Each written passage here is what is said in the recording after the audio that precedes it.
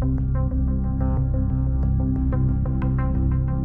everyone. Welcome to the Power Hungry Podcast. I'm Robert Bryce. On this podcast, we talk about energy, power, innovation, and politics.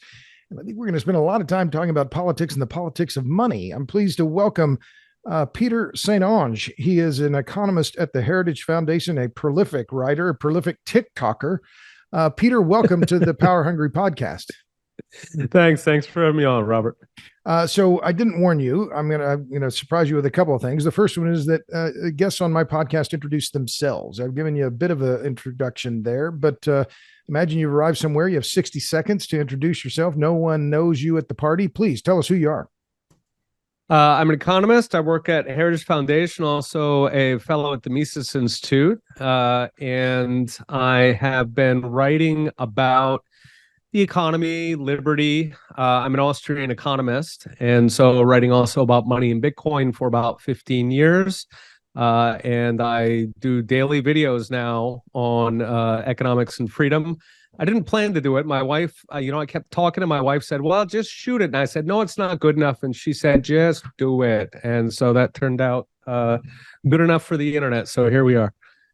Well, and I'll just briefly mention you on TikTok, you have 93,000 followers. Now, maybe I'm just jealous. I have 7,000 and something, and it wasn't my wife who goaded me to do it. It was my daughter. So, but nevertheless, I really like what you're doing. Let me jump into it. On your Substack, you say that you are, what you start your Substack page, you say freedom, Austrian economics, and Bitcoin. What's next and what to do about it? Let's start there. What's next and what should we do about it? How bad are things in the economy, both in the US and around the world? They are bad. There are a number of factors that are sort of hiding some of the effects at the moment. But, we've had about a 300-year pattern where you have these boom bust cycles that are launched by central banks manipulating interest rates. And we're in the middle of probably the biggest one certainly since the 1970s, maybe even since the 1930s. And the effects haven't hit us yet because they just started hiking rates. Really, they didn't get restrictive until about 8 or 9 months ago. And, central bankers know that it typically takes about a year or two for rates to really hit. So it's sort of a hurricane that's coming for us. And we're just getting sort of the first breezes here where potted plants start falling over in the backyard. I think that there's a lot more to come. Well, so talk about that then, because I've seen some economists, some non-economists lately saying, oh, well, things aren't so bad. The price of eggs is falling. Energy prices have been, flat or relatively been down. Energy as a sector is, the prices are terrible. Stock prices on energy have been going down. But you just in the piece I saw today, in fact, I just looked at avid follower you on TikTok about central banks raising rates across, all around the world. And that this is going to then mean, does this necessarily mean economic slowdown? It's always tricky because an economy is an aggregate of a whole lot of things happening all at once. And so you've got this kind of boom bust cycle coming out of the interest rates, but at the same time, you got a lot of other things happening. So, if you take China, for example, China was closed a lot longer for the pandemic than most of the rest of the world. And then China opened 9 months or 12 months later than most other countries. And so, if you look at the world economy, it sort of got these little spikes and dips happening for random things. Now, oil or energy prices in general, those specifically tend to go down when you have a recession coming. Right. So that's a little tricky. I think in 2008, it was very dramatic. I want to say it was over $100 and it went down to like $18 or something absurd. Yeah. Well, it touched 100. It touched 150, and the speculation. Remember, this was right before the Beijing Olympics, and so the theory was that China was buying up every gallon of diesel that they could find because they wanted to make sure the lights didn't go off, and then after that, things fell apart. Yeah, and two other really big pieces of noise that we've had over the past couple of years. One of them was the supply chain crisis. And that locked out, you had a shortage of cars and houses, which are generally the two biggest sort of big ticket items that families buy. And both of those, for a couple of years, though, it was real hard to get a hold of them. So people held on to their car longer than they would. They stayed in houses longer than they would. Houses have an additional issue where, because rates came up so fast, there are a lot of people who normally they would be selling their house. Like maybe it's the house their kids grew up in, their kids headed off to college. Normally they would sell that, 4-bedroom house and they would downgrade to a condo in Florida or something. What's happening right now is that mortgage rates are 7 or 8%, and they had been 3% for the past couple of years. And so something like half of Americans have, those who have a mortgage, they have a mortgage that's priced around 3%. So if you go from a 3% mortgage to 7.5% mortgage, you're talking something like $1,500 a month for the median house in America. So in additional interest cost. In additional costs, that's exactly. So most people don't have that kind of money just lying around. So you've got all these kind of funny factors that are freezing things. So like in a normal recession, housing and cars are two of the biggest hits on GDP. But right now, for a sort of idiosyncratic reasons, those are holding up surprisingly well. So people are finally replacing their car. Like, maybe they normally replace their car every 3 to 5 years. This one is actually 8 years old because, you couldn't get cars a couple of years ago. And so they're just replacing it now. You have a final sort of big idiosyncratic factor at the moment, which is that, governments printed up something like $9 trillion to bribe voters into accepting lockdowns. And a lot of that money was saved. So in the US, at one point, there was about 2.3 trillion socked away in the bank. And so, again, lower income people blew through that really fast, but middle and higher income people generally just saved it all. And so, again, compared to a standard recession, you've got an extra cash cushion lying around. Now, we wouldn't necessarily want to do that all the time, of course, because of increased national debt. And we're on track for about $1 trillion in debt interest on that national debt. So it's not necessarily a good thing. But in terms of looking at the numbers and sort of trying to read the tea leaves of the recession, that is one more factor that is making it look like things are normal when they're actually recessionary under the hood. And the problem there now is to interrupt, if you don't mind. No, please. As I hear you saying this, it's kind of we're working through some things. There's an overhang of factors that haven't made that recession bite as quickly as it might have in other times. Well, let's talk about the interest on the debt, because this is a point you made on one of your, I think it was on your Substack. And by the way, Peter is on Substack at Prof Saint-Onge, ProfStonge.com. That the interest rates, because now interest rates are going up, the U.S. government has been borrowing money for its debt service for a long time at 2 or 3%. Well, now they're facing 4, 5, 6%. So that the payments on the monthly basis or annual basis, are we looking at a doubling of that? Because people have been concerned about the national debt for a long time, but now, this time it's serious. Is it finally, is it serious this time? Because we're facing a double whammy of not only a larger deficit to overall total debt of 31 trillion, but then our debt service on that is now going to be one of the biggest parts of the national budget. Is that right? That's exactly right. The discretionary budget. Right. Like, as a category on the budget now, debt interest, it's already soaring. So, we're looking at about $1 trillion. That would put it bigger than military, bigger than Social Security. So it is on track to gobble up the budget. And of course, what they'll do is then have to issue fresh new debt for that. So at that point, you get this compound, where you are borrowing money to pay off the debt that you've already borrowed, and the thing can sort of run away from you. And the trick, as always in these kinds of situations, is that you are loading the camel, and sort of brick after brick you put on the bricks, and somebody on the sideline saying, sooner or later this thing's going to break. You're going to break that poor thing's back. And of course, there's always people who say, well, look, I put on another brick, nothing happened. Right. Put on another one. Look, nothing happened. It's a stout camel. But it's a stout camel we have there. No worries. That's exactly what it is. And, every time when it finally breaks, people say, God, who could have seen it coming? Who could have predicted? So that's the concern at that point. We are clearly on an unsustainable path.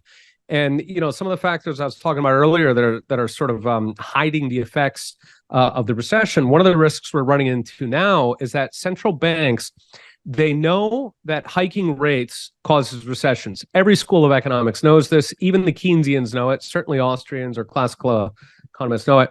So they know that what they've done is going to cause recession. But then they look around and they say, well, but consumers are still spending.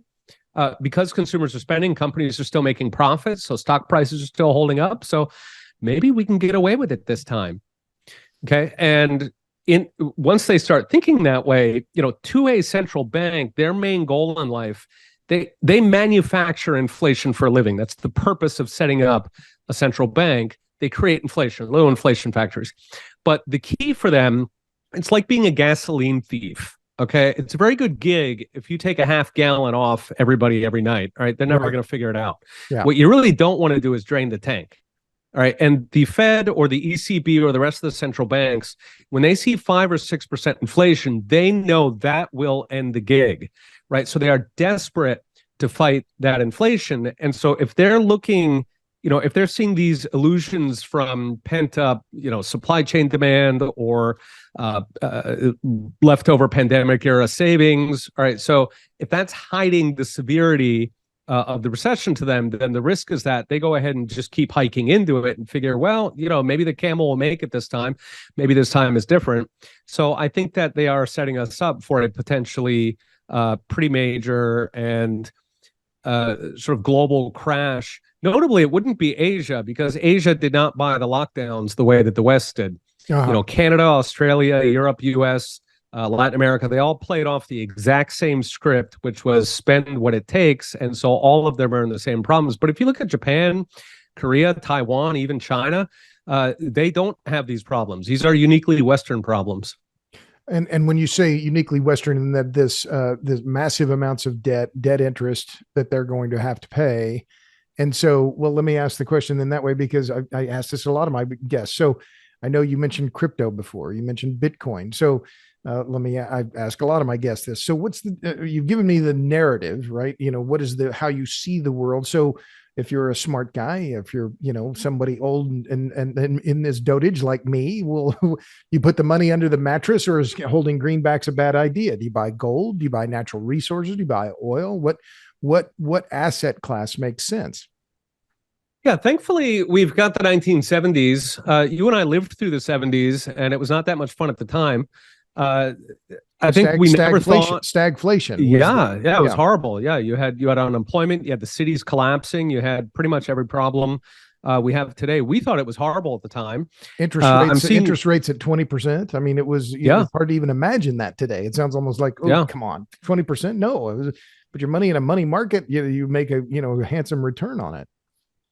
Yeah. And, one of the more shocking things, I guess if you live long enough, you see a lot of shocking things, but one of them has been, I'm seeing nostalgia now for the 1970s. I'll tell you, in the 1970s, we did not think good. People would ever be nostalgic for that. So that's how hard we've fallen. But what's useful about the 70s is that the 70s are a test case. The economy largely looked then the way it does now. You had pretty much the same asset classes. We're not talking, the 1300s or something. And so we can go back and look at how different assets performed. And, far and away, the winner in the 1970s, of course, was gold.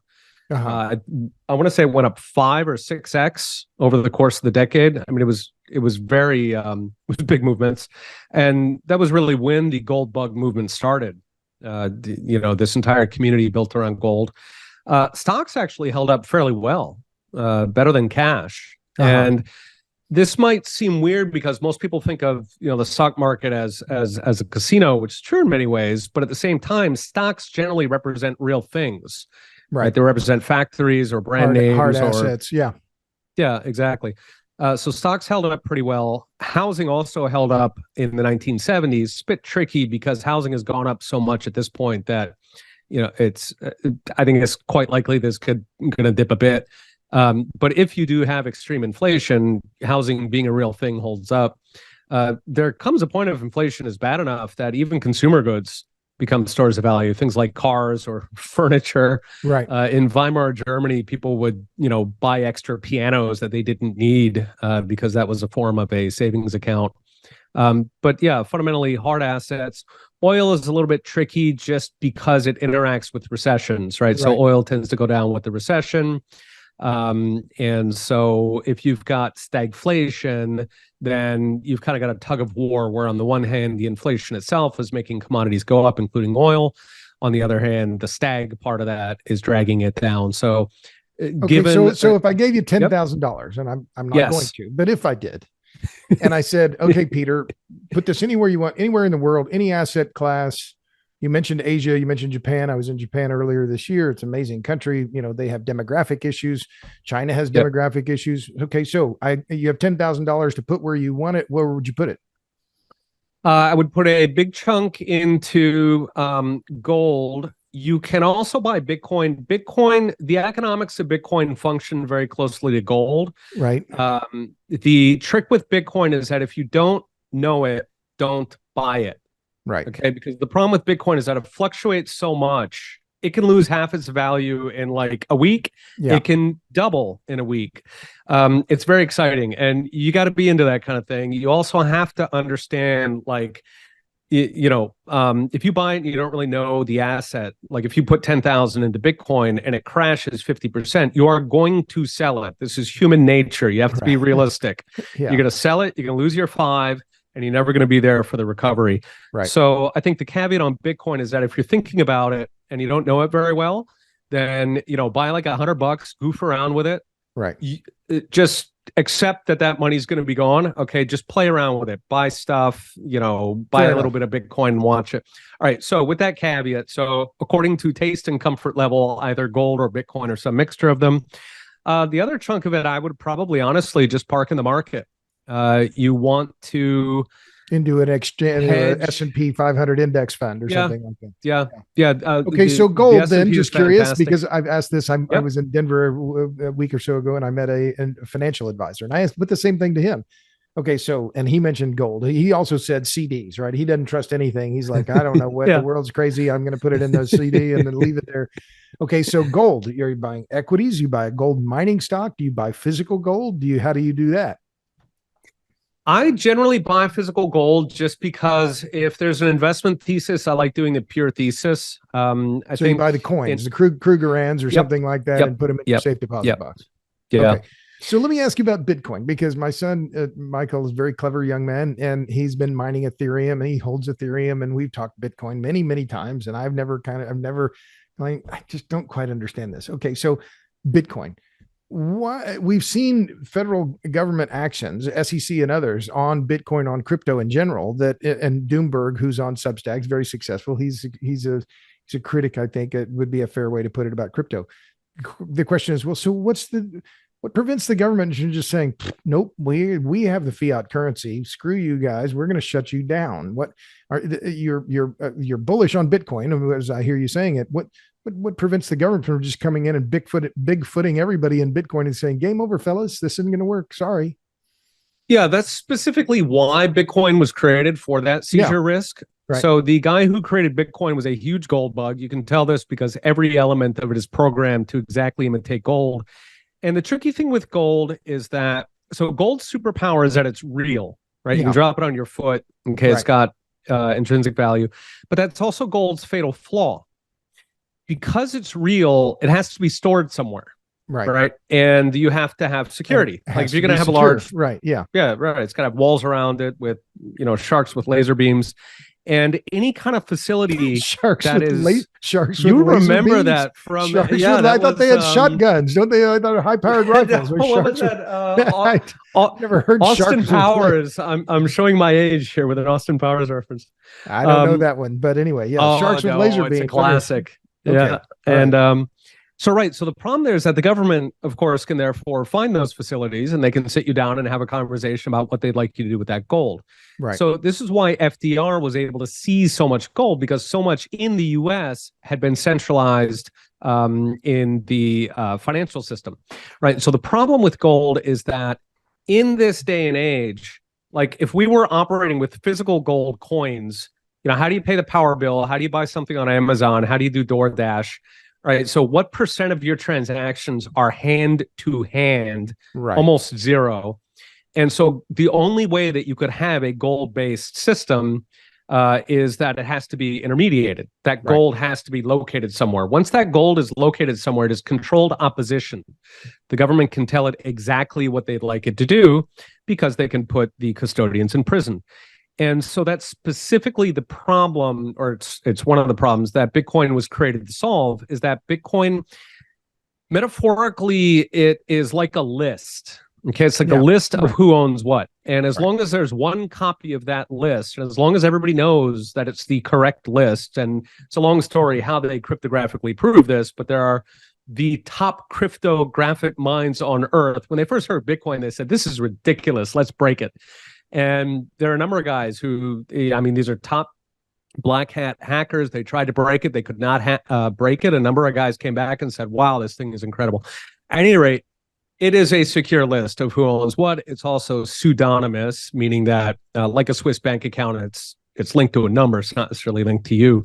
So as long as a copy of that list is floating around, which means that as long as there's, strictly speaking, one human on Earth who has the list, then your Bitcoin cannot be seized. Okay, right. So that's one of the key points there. So even if the U.S. government decided that Bitcoin is boiling the oceans and they have to get rid of it, well, first off, they cannot seize it. I mean, it's not located anywhere. They would the way that it's structured. But they could prohibit transactions on it. Correct. Right? And anybody in the U.S. or they can track. I mean, that was one of the things that. I don't know what was the ransomware that they paid, and they tracked the guys down, right? I think it was some Russian hackers or something that, it was like, well, yeah, you might think you're anonymous, but the FBI is pretty clever too, and they tracked them down. So I understand. I hear what you're saying, and what you said all makes sense to me, and I've heard this all before. But what about the long arm of the law? I mean, why? If Bitcoin got big enough, what's to prevent the feds from stepping in just as they would in the gold market? Because if you're making it illegal for Americans to hold it and to do transaction overseas, well, that's a pretty big hammer. Right. So, and that brings it to the second part, which is that first off, of course, there's 200 countries in the world. So if the U.S. were to ban it, then it would simply mean that Americans, they would still own it because it can't seize it. Right. But if they did like a transaction ban, that's realistically how they would do it. They would hit the off ramps and the on ramps. So that would mean that Americans wouldn't be able to transact in Bitcoin. They could still transact with foreigners, right? Because that aspect of it could still go on. Now, foreigners would also, continue owning Bitcoin. The network would keep functioning. And at that point, what would happen in practice, I wrote an article on this about a year and a half ago. It's just sort of gamed out what exactly would happen if they did that kind of a transaction ban. And what's kind of fun is that the concentration of Bitcoin would move towards the people who are the most extreme. Right. So, some dabbling, middle manager who just owns a little bit because maybe it'll go up, he might exit it because he doesn't want the IRS scrutiny. But what will happen among Americans is that Bitcoin will get concentrated progressively in more extreme hands. And then the question at that point becomes, well, what's the long-term prospect of Bitcoin? And I mean, for me, Bitcoin, it's kind of a one-off thing. Like, it solved a problem in a very elegant way. Once it's created, it will always be there. Governments can try to hold it down, but as soon as they stop actively holding it down, it pops back up. And so the answer is, right, in the near term, however long the U.S. government is going out of its way to hunt down, like if it goes J6 style and tries to hunt down every Bitcoiner, it can do that. But historically, it's not going to be doing that for very long. Okay, it's going to be a couple of weeks, maybe a couple of months that it's, trying to make sure everybody understands to stay away from the Bitcoin. And then it's going to take all those human resources. It's not going to go hunt down every last Bitcoin user because it's got other priorities. Governments want lots of things in life, and so they're going to pull that off. And at that point, you kind of have this gray market among Americans. Of course, overseas, they would continue using Bitcoin all this time. The Bitcoin price, initially, it would take a dip, but it would actually come back, I think, very quickly because the current Bitcoin price already includes expectations that governments are going to hunt it in earnest. which governments have not so far, by the way. I mean, us, like in the Right. Bitcoin community, ever since really the beginning, everybody assumed that governments were going to go to war against it. Amazingly, they have not. But at any rate, at some point in the future, as that pressure releases, of course, many foreign countries would not play along, and so Bitcoin itself would continue functioning. And then at the end of that process, the only thing that you would have done is to concentrate Bitcoin ownership, i.e., concentrate the sort of inheritor money to fiat. You will have concentrated that into the hands of the most extreme, like the most ANCAP nut jobs, which, I mean, to me, it wouldn't necessarily be a bad thing. So I think that But it would be then concentrating. Yep. It would just move. It would result of the U.S. crackdown. Then it would move that Bitcoin, those Bitcoin assets would be aggregated in other countries around the world, not necessarily among friendly people. But let's move on, because I know you're in it. Well, so have you made money in Bitcoin? I did. I have, but not much. I didn't buy into it early. First off, because I thought they would ban it. I was convinced that the U.S. government would see it as a threat and that they would immediately go after it. And then when it looked like they were not going to ban it, my wife kept telling me to buy into it because she was like, "You like it? You think it'll be money, right?" And I said, "Sure." And then she said, "We'll buy it." And I said, "Well, no, it'll be too distracting. I gotta watch the price." So you're an expert who's only a dabbler then. So okay. Yeah, correct. Well, yeah. And like I started writing on it in 2014. And so people assume that I'm a millionaire. And no, I am not. Not only am I not a millionaire, but my wife, like the normal pattern is that the guy wants to buy Bitcoin and the wife is like, "You're crazy." Yeah. And I was actually the opposite. My wife was telling me to buy it and I did not. So she's apparently she the better did get investor. she did get you on TikTok. So there's that. You can. She pushes me to take risks apparently. So yeah, I should listen to her more. That's a good thing.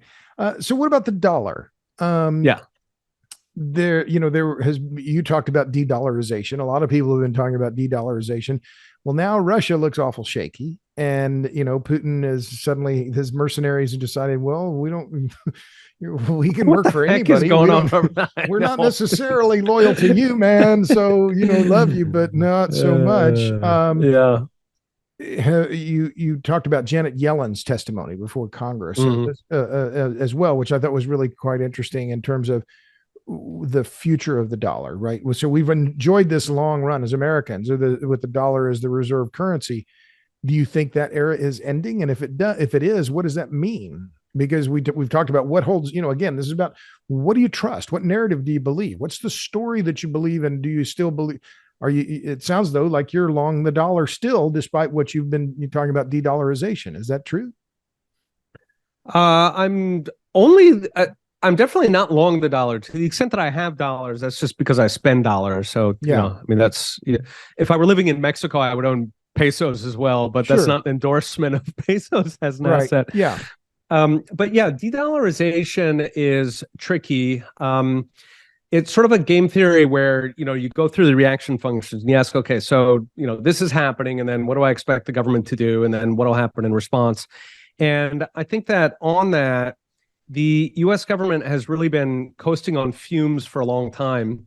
Ever since Nixon, the U.S. dollar has not really had a strong sort of value story. It's just one of many fiats. It's the largest one, and you get network effects in financial markets just because of transaction costs. Right. And so the U.S. dollar has sort of been coasting. But I think if it can only survive because the other currencies of the world are all fiat at the moment. So every other currency is extremely weak. Many of them are pegged to the US dollar. Right. The euro or the yen, when they decide monetary policy, one of the things they pay attention to is what's the exchange rate in the dollar. So they're all kind of chasing each other. And even with that, even with the dollars sort of built-in network effects, what's amazing to me is that it is losing share pretty quickly. I think it lost about 8 points, as according to Stephen Jen, formerly at, I want to say Morgan, and he's a noted forex analyst. So the U.S. dollar plunged, and really it had been. And when you say, I'm sorry to interrupt, but when you say it lost 8%, 8%, it lost 8% of global trade transactions. What was the 8%? Yeah, sorry, it lost 8% of reserve share. Okay. So that's one of the big metrics, sort of weighing a reserve currency, is when countries are holding foreign exchange or holding central bank assets. What are they holding it in? Long time ago, they did it in gold. Now they typically do it in foreign exchange. So the U.S. dollar lost about 8% share of that. They've also been over the last year. Over what time period? Yeah, over the last year. Yeah. So is that going into Swiss francs? Is it going? What other currencies is it going into? Because the yuan is pegged to the Chinese yuan is pegged to the dollar, right? Right. So that wouldn't necessarily, you wouldn't put it in yuan because it's the same thing, right? So would that money be flowing into yen, into British pounds, euros, francs? What? Some of it's basically going to diversify away from the dollar. So some of it is going into gold, some of it is going into other foreign currencies. So, the yen and the euro are generally the number 2 and number 3 currencies. And the other area where the dollar is also losing shares in trade. So those are kind of the two big metrics. And the US dollar is down to just over 50% of world trade, which is pretty rough because the US is 26% of the world economy. And so being at, 50% of trade is pretty pathetic for reserve currencies. So, honestly, at this point, the US dollar is not a solid reserve currency. If we look at historical reserve currencies, they are going to be a lot more dominant than 50%. That's pretty rough. Well, if that's the case, then why wouldn't you buy? Just because following on what you're saying, then if that's the case and the dollar continues to slide, then why, if equities, as we talked about before, they make sense, then why wouldn't you buy stock in European companies then, or an EU index, right, as a way to hedge against the dollar? Would that be a sensible strategy as well? That just pops in my head as one way to, if the dollar is going to lose the battle on inflation, why not then park your money into equities in foreign and that are denominated in foreign currencies like the euro or the yen? You could. The trick in the world right now is that every shirt is dirty. So the EU's, has a lot of its own issues. Right. I had a video the other day just talking about they're almost Soviet. The Soviet Union had these 5-year plans where they would, pour out these massive stimulus projects, and the EU is really going there. And, of course, the difference historically has been that the so-called free world was pouring money, but at least it was pouring it into economically viable things, unlike the Soviet Union, which was building useless crap. And now, particularly with the ESG and the green energy and that, I think that a lot of the stimulus payments that are going out, the EU has done, just trillions and trillions in the past decade. It's got a ongoing QE program. It's got the, what do they call it? The next gen. They've just got these endless programs. QE is quantitative easing. Quantitative easing, where the central bank just basically prints up a bunch of money and goes out and buys anything, which is super if you're rich. That's part of the reason why the rich get richer, is central banks.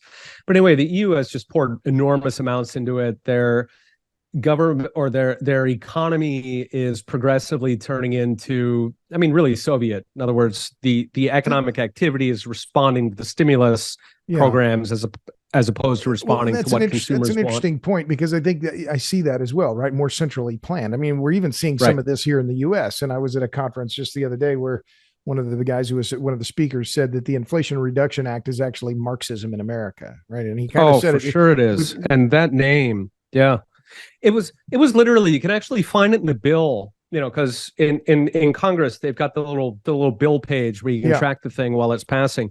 And it was literally it was the Build Back Better Act, which everybody knew was Marxist garbage.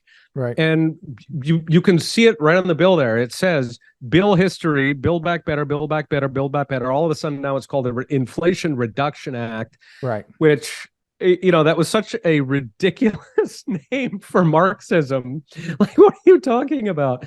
Which, to me, it kind of scared me, because in the past, politicians did not lie so boldly. Right. They would at least try and, sort of connect things to reality so that the media wouldn't go after them. But, apparently now we have a pet media. But what I was going to say, I'll agree with that. But let me follow up on the energy part of this, because that it's such a critical part of the economy, obviously the most critical. And I've been writing about energy and power for a very long time. But I think you're right. I know you're right about the Europeans and the amount of money they're just pouring into Yeah. well, they call clean green. It's alternative energy. I don't call it clean. I don't call it green anymore. It's alt energy, right? But it's Yeah. incredibly expensive and it's a drag on the economy. The energy Yep. itself is not better. The electron that comes out of the wind turbine is no better or worse than the electron that comes out of the coal fired power plant. But is that just creating then a drag on both the US and European economies? Because I look at where China permitted 2 new coal plants a week Oh yeah. last year, Yeah. right? Yeah. India is boosting their coal production. Vietnam is boosting Yep. their coal production.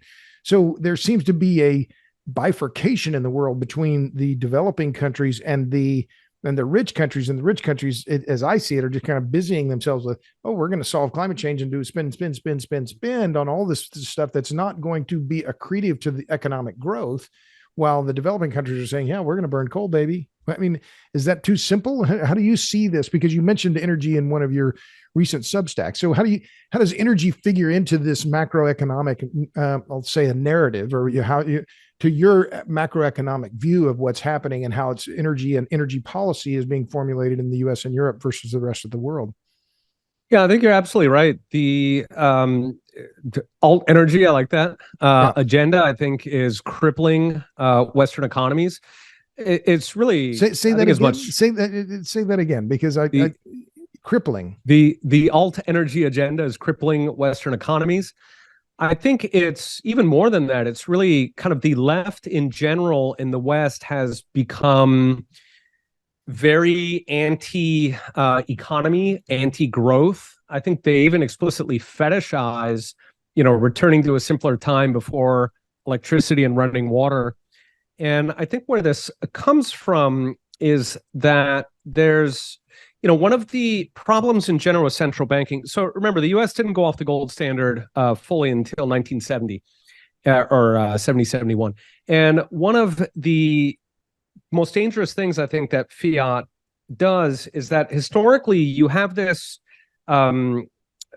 sort of synergy between the private sector and government, where government wants the economy to do well so that I can get more tax revenue.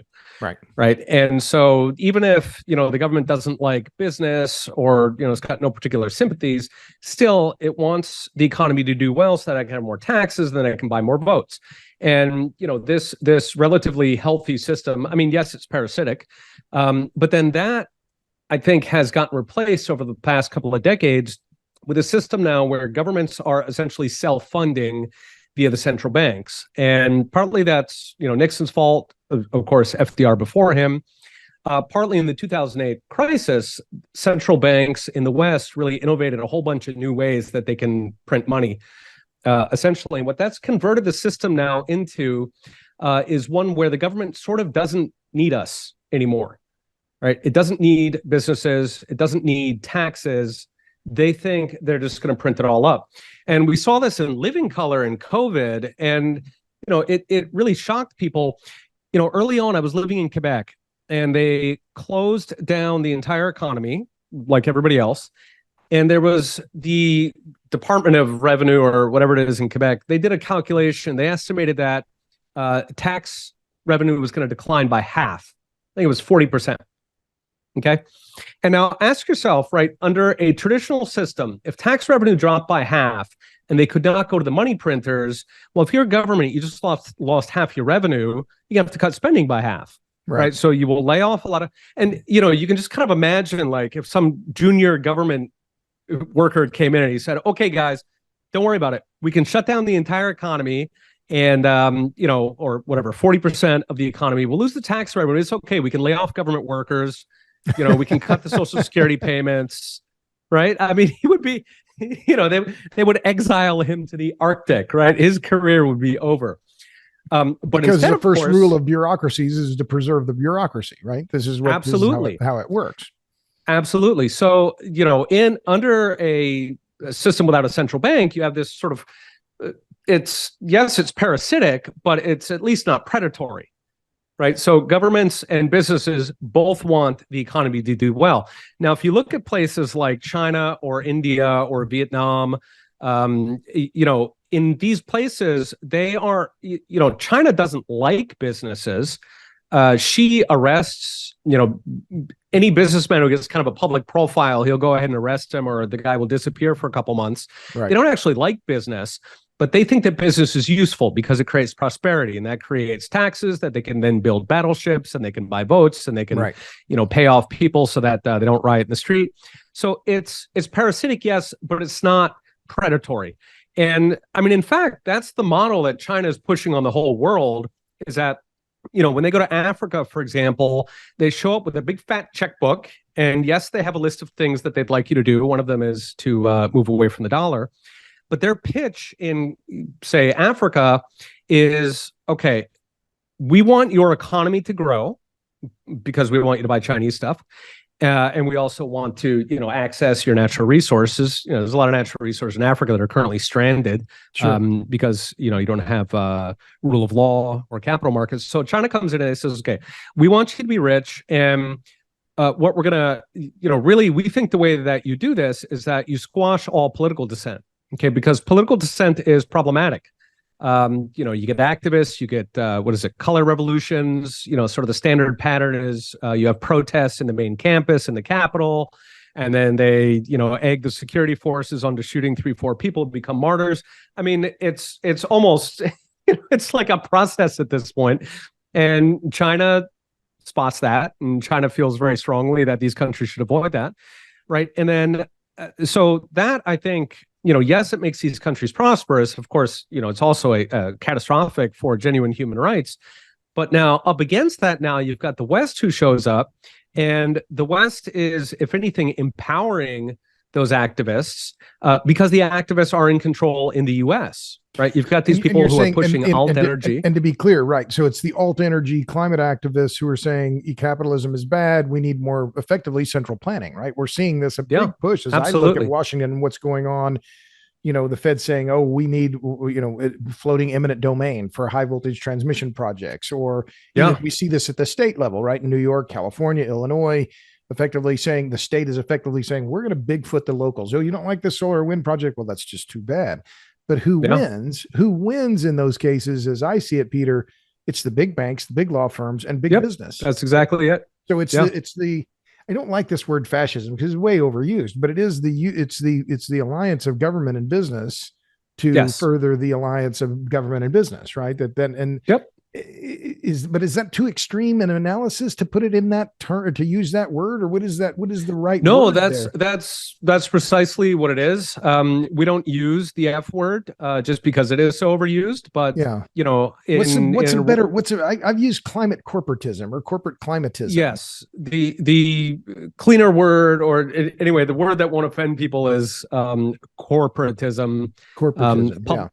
Public-private partnership. They've all got all kinds of elegant words. It's not quite crony capitalism, because that seems to me something that involves really friends, where this is just interests, right? It's profits, right? So climate corporatism. Cronyism inevitably gets shot through with it. This is the problem in general is, in any time that a government gets power, the powerful people in society are going to control that. So to give an example, I used to work at a think tank, and we were pushing for Canada to have more competition in healthcare, so that people could open private clinics. And one of the case studies that we looked at was France. And what happened in France is all of the hospitals were public, and then they pushed through this reform to allow private hospitals. And what everybody predicted, what all the activists predicted, was that you were going to have these private hospitals that were going to serve only rich people. Mm-hmm. And then you were going to have this two-speed system where rich people could get treated immediately and poor people would have to go to the end of the line. What happened is that the new hospitals that came in were in the poor areas, specifically the suburbs of Paris, which are the poor areas of Paris. Right. And the reason is because, and we see it here with public schools too, rich people know how to use the government. In fact, if you compare a school in a rich area and a poor area of the US, the budgets are actually very similar. Detroit or Baltimore have similar budgets to all schools nationwide. Why are they so bad? Because the rich know how to use the system. The poor do not, right? And so the moral of the story here is that once government has some power, like the power to decide where to locate a hospital, it will always be corrupt. And particularly when that's just corrupt because the rich, I went to school with the guy who knows the guy. There's a million ways that people find to influence the political process. And so on top of that, now, if you're talking about something that is explicitly involving a private business, like say banking in Ghana, oh, you can be darn sure that's going to be corrupt immediately. So, it's not necessarily built as crony capitalism. Often it is. It's not necessarily built as crony, but it will always become crony anyway. Anytime because you're private partner. This is the nature of government, that it ultimately gets taken over in that way. Always. Well, so you wrote about this, and we're talking about the Fed. We're talking about kind of economic policy in large part, right? And you recently wrote. I want to read this because I think it's a pretty good summary of what we've been talking about. You said, so effectively you're saying, what's the way forward? In the Fed, disband the Federal Reserve, disband the ministries of planning from Treasury to the Council of Economic Advisors and dozens in between, end the deficits that destabilize the economy to buy votes, restore the separation of economy and state that built this country, which is what we're just talking about, that made America into the model for the world before Wilson, then FDR, took it apart and handed control to central planners who, by their own admission, still don't know what they're doing after a century of trying. Instead, trust the American people to run their affairs, not the central planners whose only talent is how to break things and lie about it. It seems to me that paragraph pretty well sums up your worldview there, isn't it? I mean, but how do we do that then? Because I don't necessarily disagree with any part of that, but can we move past this creeping governmentism, corporatism? Because it just seems like we're facing this situation, Republican, Democrat alike. Trump talked a big game, but government just exploded spending exploded under his administration. So outline the practical way forward? Are we going to need that kind of populist president who says, okay, enough, we got to turn this thing around? What will it take to make that paragraph right there? What will it take to make it happen? Yeah, I think we're eventually going to get there, either the easy way or the hard way, right? And the hard way is that the whole thing collapses under its own weight. So then we have restructuring forced upon us.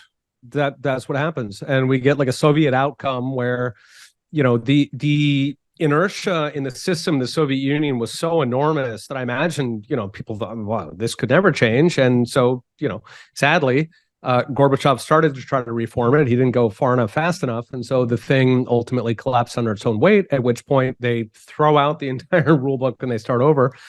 Now I think what's unique about the U.S. is that the Constitution, I think, it's really the only thing in my mind that distinguishes America. It's our only superpower, the respect that we have for the Constitution, really.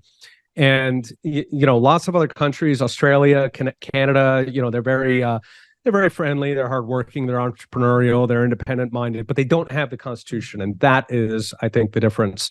So I think there's a risk there, but I think that given American culture, even if we quote unquote throw out the rule book, I'm certain that we're not throwing out the Constitution. And so if we throw out the rule book, what do we go back to? And there have been periods in American history where the economy worked very, radically differently than it does today. Specifically, one of the eras that's most fascinating to me is the Lochner era, Lochner. And that was previous to, it was basically about the 1880s to about the 1910s. World War I really broke the world. And in that era, so let's call that the Victorian era, or in U.S. terms, it's sometimes called the Gilded Age. Really, it's the Golden Age. Gilded is a socialist journalist slander. But anyway, in that Golden Age, your economic rights were co-equal to your political rights. Okay, so you had the right to work at any wage. You had the right to start any business you wanted, just like you have your free speech rights or any other human right that you have under the Bill of Rights. And so governments could not regulate. Okay, that the entire regulatory state what we now think of, licensing was not constitutional. There was explicitly a case that pronounced that licenses are unconstitutional. You do not have to ask permission for government to do things. Why? Because you have property rights. You have, under the Fifth Amendment, the right of contract. You have the right to private property. So it's surprisingly easy to get there if we had a Supreme Court who, was sympathetic to the Lochner era. Now that era, I'm sorry, I've never heard that term, the Lochner. Where does that come from? That I know I'm familiar, of course, with the Golden Age or the Gilded Age, which is often vilified, right, as the age of the robber barons and so on. But anyway, the Lochner, where does that name come? That's from a specific case that sort of launched the standard name of the era, and I can't remember. It's something like Lochner v. New York or something like that. Okay, so it's a Supreme Court case. Oh, okay, all right. It was a specific case, and then when court historians are talking about different sort of legal eras in the U.S., they'll often refer to "quote unquote" the Lochner era. So it's a famous era, and especially for an economist, it's significant. Just because you had so much freedom, so to give an example, so there was a baseball park in Philadelphia called Shine Park, and the walls were low. So if you went up on top of a roof nearby, you could sit and watch the game. Right. Okay. So what all the houses did, they put up a bunch of bleachers on the roof. Right. And then each house had a kitchen, of course. And so they would cook up something or other. All right. And then they would, try to sell it to the people sitting up on the bleachers. And they would sell tickets. They reinforced the whole thing. Okay. So just to kind of paint a picture of what America looked like, right, before the regulatory state took over, you could do whatever you darn well wanted. If it was your property, you could start a business. You could, as long as you weren't hurting somebody. If you were hurting somebody, then you were liable for damages. And that's longstanding common law since thousands of years. But in terms of, you didn't have to ask for permission. Of course, you didn't have an income tax in the early part of it. The government had no business knowing what you make or what you do as a business. Had nothing to do with them. And so in that era, right, you had your economic rights just as much as your political rights. So we could go back to that. That era ended. I mean, really, it was sort of suspended temporarily during World War I because they called it an emergency, as they do.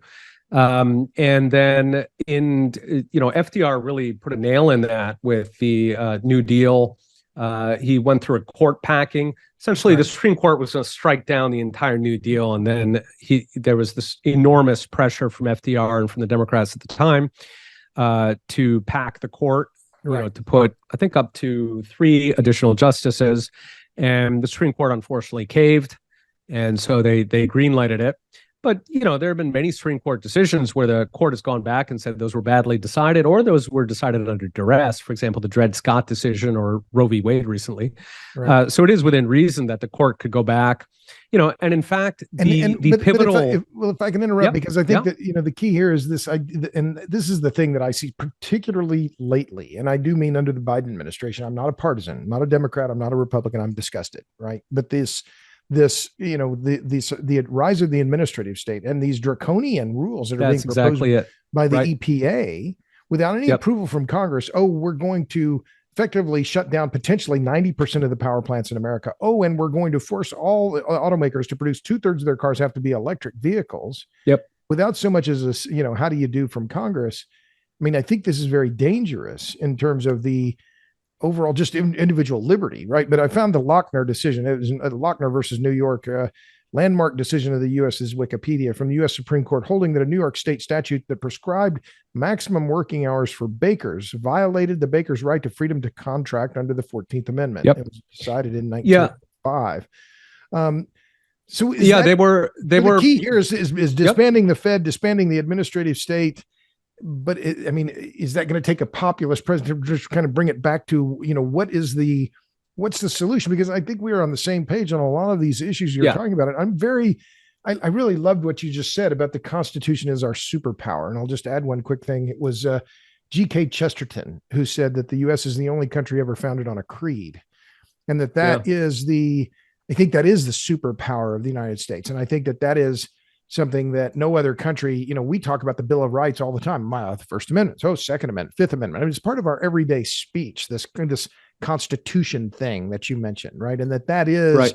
something that binds America and makes it more have a esprit de corps that is unusual in the rest of the world, right? We believe our own BS, I guess, to put it bluntly, right? But I've talked to tons of Europeans who envy us that we have this North Star in our culture that we can look to. And I mean, they're always amazed that we'll have debates, Americans, and we'll be like, well, you got the Fifth Amendment, you got the Seventh Amendment. I mean, they are stunned. They think it's really cool.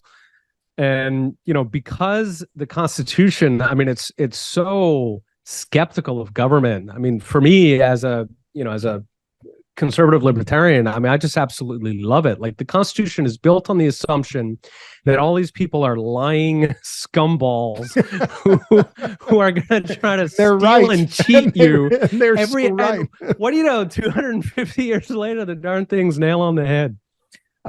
But yeah, I mean, in terms of practical things, probably the single biggest change, and really what ended the Gilded Age more broadly, something called the Pendleton Act, and I believe that was 1880 or so. You may have wiki there, but anyway, it's around then. And what Pendleton Act did was it created civil service rules. Right, the rule before then was that when the president comes in, he can fire anybody who's in the federal government. Why? Because the president is the representative of the people. He is speaking for the people. Right. And so, of course, the people can fire anybody in the government. They work at our pleasure. Right. I mean, we don't work for them. They work for us. So that was conceptually. And, the media at the time was left wing. And so it just did this. I mean, if you thought the Obamacare push was big, like multiply that by, 10, what they pushed to get Pendleton Act put in. What Pendleton Act ended up doing was it essentially created the deep state. Okay. It meant that the government was a self-licking ice cream cone. It could run itself. And they had all these quote unquote rights. And remember, if a government union has a right, who does it have a right against? Against us, the people, the sovereign? This is our country. This is only our country. So that would probably be the single biggest thing. Trump, unfortunately, did not get into that. I think he didn't have enough respect for understand. If you want to fix something, you have to understand it first. And I think that he had a correct level of contempt for Washington. I think he was right about that. Unfortunately, if you want to change Washington, you do actually have to sit down and understand it, and you have to figure out what are the. And he couldn't. He couldn't be troubled with that, right? It was too busy. Essentially, yeah. And the Pendleton Act, by the way, was passed by the 47th Congress, signed into law by Chester Arthur in January of 1883. Provided federal government jobs be awarded on the basis of merit, and the government employees be selected through competitive exams. Also made it unlawful to fire or demote for political reasons employees who were covered by the law.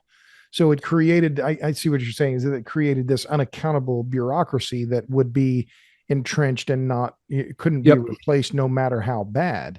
But see, that's right, because that's the part that worries me so much about the EPA, to return, just to pull it back to the energy side of the energy side of things. If this is the key input for the economy, right? And what do I see now? Electricity prices soaring all over the country, electricity grid becoming less and less reliable, the challenges of expanding the grid and adding more transformers, more linemen, all these things, and the expense is going to be unbelievable. And yet there's no comprehension or even no kind of historical reference point for any of these things being connected to each other. Instead, it's just promulgation of more rules because they can, it seems to me. I say that without being no delight in it at all, but as I report on it, that's how I see it. How dangerous is that part? Just if you look at the energy part of it, in terms of the energy inputs into the economy being the key drivers. I think it's tremendous. The problem is that it's very easy for them to come up with new laws, new rules. I mean, there are thousands of new rules that are put out every year, and they never ever go away. Right. So, you've got a fundamental problem here. There is no mechanism that is ever removing rules. And in fact, once you get a new rule, the companies invest money to comply with that rule, and then at that point they don't want the rule changed because they've already spent the money, but any newcomer has not spent the money, and so they can use that rule as a way to shut out competition. So yeah, I agree, the system is getting worse and worse, is getting more sclerotic, particularly in energy. The kinds of fantasies that they're imposing by these rules are, I mean, they're just science fiction. They're just insane. Now, there's some point where reality does intrude. So we're seeing some of that in Europe now. So Finland and Sweden just recently are now pushing for nuclear to be included as a renewable, or at any rate to be part of the energy mix. Clean resource, yeah. Right. And there have been, I mean, one of the weirder things out of Europe has been that they define tree pellets, right? Where you basically take trees and grind them up and then you burn that. Well, I mean, that's like going back to the 15th century in terms of energy. But at any rate, they call that renewable because trees grow. Right. So don't start me on the biomass, Peter. You're gonna oh, for sure. But the moral of the story here is that they keep pushing it until it breaks. When it breaks, there are some sort of they tend to step out of the system and pretend, so like in this case, pretending that burning trees is suddenly green or something.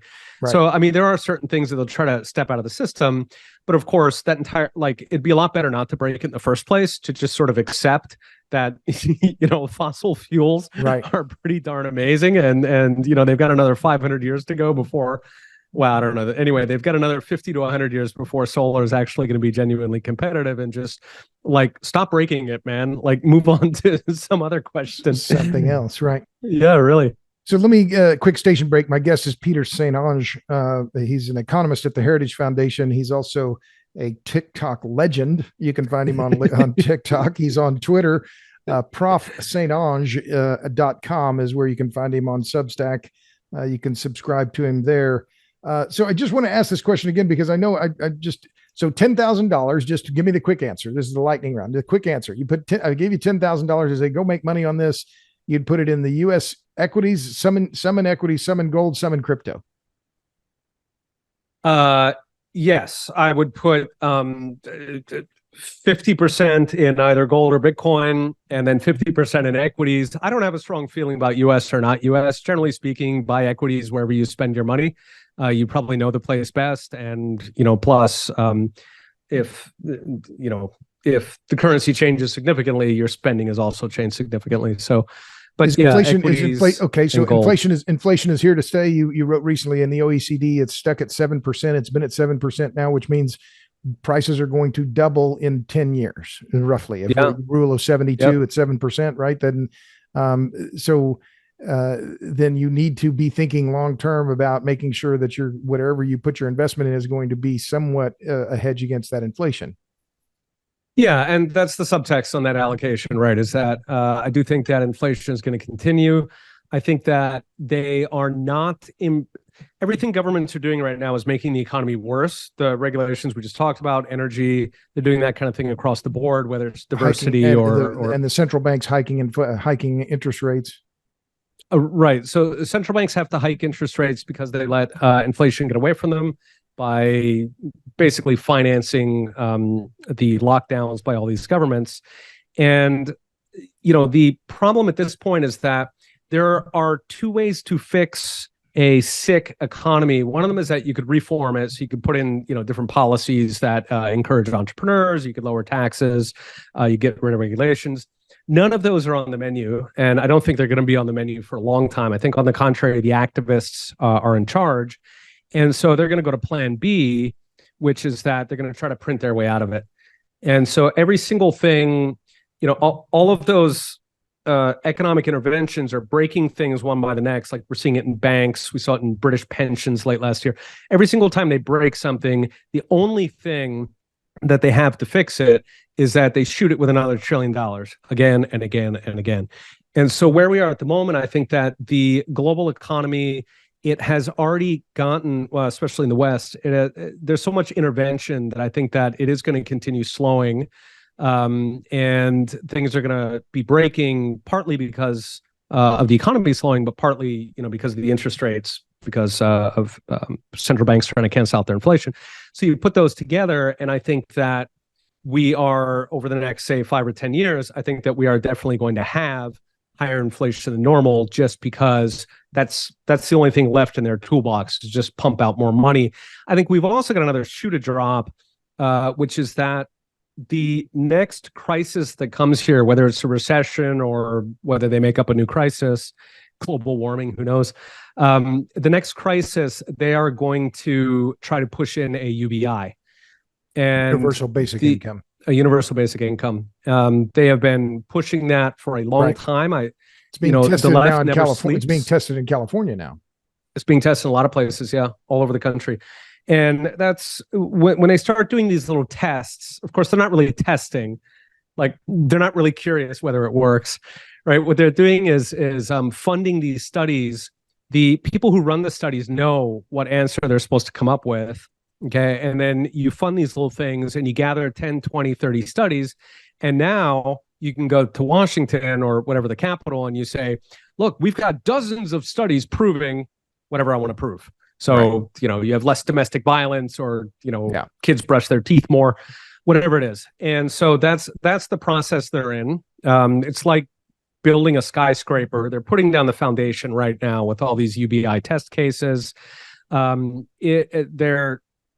things don't change on current trends, we are going to have a UBI. People, the trick in politics is that you don't really have to appeal to all the voters. You just have to get 50.1%. And 50.1% are going to love a UBI. Right. I know this because we did a quasi UBI until in COVID. They run out of other people's money, right? That's the trick. Yeah. So, I was in Canada early in COVID, and they did an effective nationwide UBI, what's it called? The CRBC, I think. And that was massively popular. It paid a little bit more than a lot of people were earning. You got to stay home. People love free money. And so I think that's the next shoe to drop. And then, of course, meanwhile, we've got this other new technology showing up of CBDCs. And, that too, they're very interested in pushing. People hate them worldwide.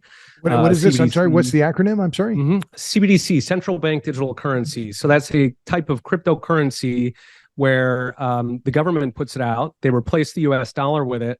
Now, instead of having dollars, you have an entry on a spreadsheet, basically at the central bank. And so they can go in and they can swap your money around. They can stop you from buying, a gun or some climate unfriendly or fentanyl or whatever. Yeah, they probably won't stop you buying heroin. No, apparently this is a new day and age. They'll probably be fine with you doing that. They can lock your money into a failing bank. They could force you to spend the money in time for the next election to stimulate the economy. You see, so your money it kind of becomes permission money. It's just their little plaything. They can sit there with their giant spreadsheet. They can say, one race doesn't have enough money, the other race has too much money. Just the possibilities are endless. So a CBDC, polling on it really worldwide is like 20%. Like nobody wants this piece of crap. Nobody wants the government to have control over them, full surveillance over them. But I know working in Washington, there is a massive push for this thing, and it would be the deep state's dearly held dream to have complete control over the entire economy. Basically, you'd have a push button central planning. Right. So I think you carry cash. Almost never. No, I don't. No. I have Bitcoin. So Bitcoin is filling the psychological need for having some cash. But yes, if so things in your go wallet, south, you don't have any currency. I have a very small amount of currency in case my card doesn't work. Okay. So yeah. Well, so we've been talking for more than an hour now, Peter, and so I don't want to keep you too much longer. Would you you call yourself an Austrian economist? I assume you follow Schumpeter. Have I got that pronunciation right? And von Mises? Yep. Mises, who do you like? What modern economists do you follow? Who do you think has it kind of right these days? Are there any of them? No, I'm trying to think of that. I mean, the ones that I pay attention to these days are all Austrians. So Seyfried Ammous is good. He writes a lot on Bitcoin specifically. And who is that? I'm sorry, I don't know that name. Sorry, Seyfried. If you look at him, him up by his first name, he's better known by that. So Saifedean. So Saifedean is good. Mises Institute has a bunch of good economists. So Per Bylund, Patrick Newman, Jonathan Newman, no relation. There are a bunch of guys over there. In terms of who I read the most and sort of recommend to people if they want to learn more about economics, that would definitely be Murray Rothbard. He, for me, is the greatest modern economist. He died in the 90s. And his, probably the best book to start with his is What Has the Government Done to Our Money? Which is about the Fed. I'm sorry. And then the case against the Fed is probably the clearest one. Ron Paul essentially based the Fed on Rothbard's The Case Against the Fed. So I'll start with that.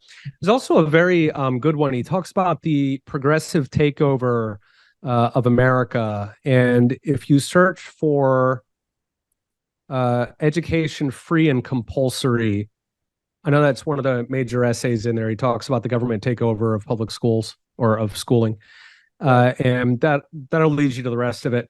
It's an essay, but it's like the whole thing's book length. It's 140 or 180 pages. That, I think if you read that, that absolutely lays out what happened, how the country got captured by the socialists. Well, really, it was a union of the deep state government workers and socialists. So last two questions, Peter. What are you reading? What books are on top of your list now or top of your pile these days? Let's see. Currently, I'm reading American Default about FDR seizing the gold and the Forgotten Depression about the 1921 depression, which is interesting because the government did nothing and it fixed itself on its own.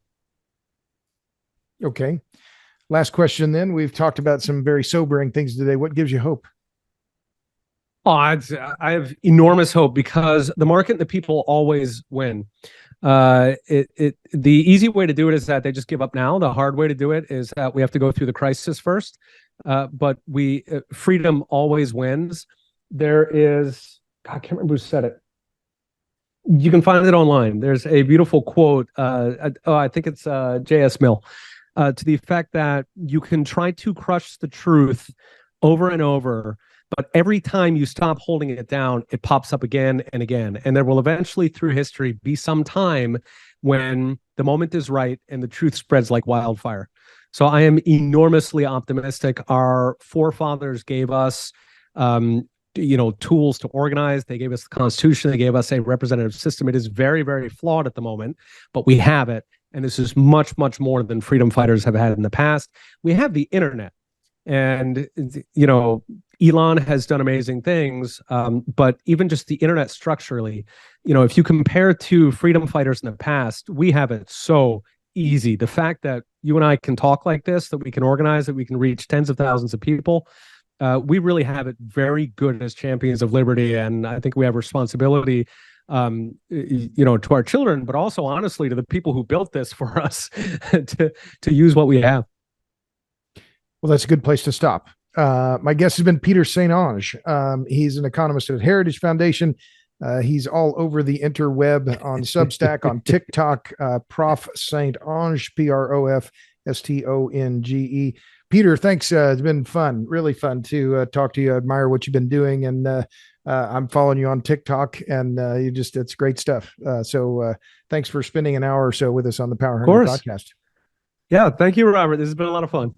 And all you out there in podcast land, follow me on Substack and, of course, Twitter, although I'm not nearly so have such a following as Peter does. But nevertheless, I'm there and on Instagram and Twitter and all the rest of it. Thanks for tuning into this episode of the Power Hungry podcast. Until next time, see ya.